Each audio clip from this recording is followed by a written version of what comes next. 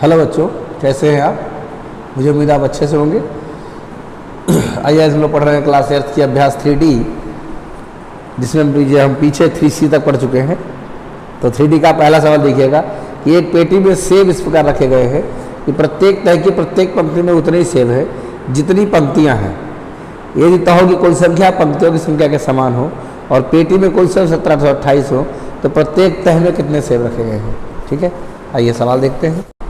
तो सवाल नंबर अभ्यास 3D सवाल नंबर 1। तो माना पेटी में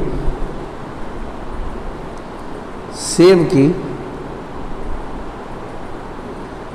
पंक्तियों की संख्या बराबर x। हमने क्या माना, पेटी में सेब की x पंक्तियां हैं, प्रत्येक पंक्ति में सेब की संख्या भी क्या होगी, x। जब सवाल आपसे कह रहा है कि जितनी पंक्तियां हैं प्रत्येक पंक्ति में उतने ही सेब हैं। अब चूंकि तहों की संख्या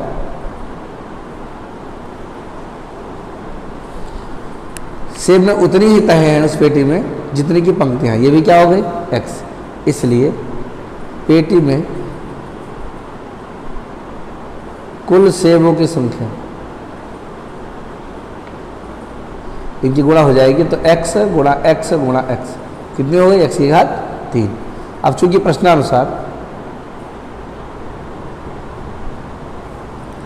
कुल सेबों की संख्या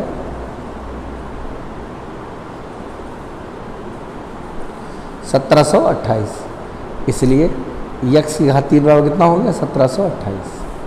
तो x बराबर यहाँ घनमूल लग जाएगा और ये हो जाएगा 1728। हम सबसे पहले क्या करते हैं, 1728 से फैक्टर्स करते हैं।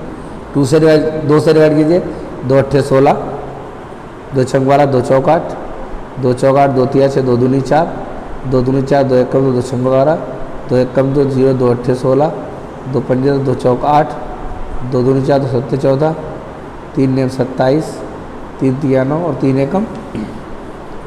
तो आप देखिएगा घनमूल में 6 बार 2 आया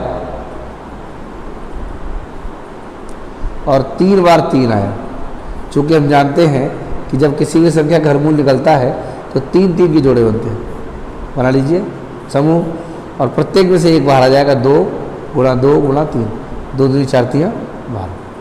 इसका मतलब सेब में पंक्तियों की संख्या 12 है, प्रत्येक पंक्ति में 12 ही सेब है और कुल तहों की संख्या भी 12 है। तो मुझे उम्मीद है सवाल समझ में आ गया होगा। आइए एक और सवाल देखते हैं।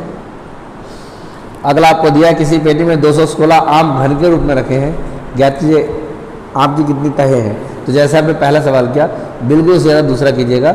जहाँ 1728 था वहाँ पर 216 आ जाएगा, इसका उत्तर 6 आएगा। एक संदूक में चाक के डिब्बे घर के रूप में रखे हैं, कुल डिब्बों की संख्या इतनी है, डिब्बों की तहों की संख्या बताइए। बिल्कुल पहला दूसरा तीसरा सवाल एक जैसा है। एक शोरूम में कांच के रंगीन घन एक दूसरे के साथ सटाकर रखे गए हैं, वे एक बड़े घर का आकार लेते हैं। इस प्रकार रंगीन कुल संख्या 512 है, तो तहों की संख्या ज्ञात कीजिए। ये भी सवाल पहले की जैसा ही है। प्रधानमंत्री आवास कोष के लिए एक विद्यालय में एक कक्षा के प्रत्येक विद्यार्थी की उस कक्षा के विद्यार्थियों की संख्या के घन के बराबर चंदे के रूप में देता है। इस प्रकार कुल धनराशि 15,625 होती है, विद्यार्थियों की संख्या बताइए। ठीक है, तो ये भी पहले सवाल की तरह ही है। तो मुझे 3 सवाल आप कर सकते हैं। आइए सारे सवाल आप कर लेंगे। मुझे उम्मीद है वीडियो अच्छी लगी होगी। लाइक और सब्सक्राइब कीजिएगा, दोस्तों में शेयर कीजिएगा। धन्यवाद।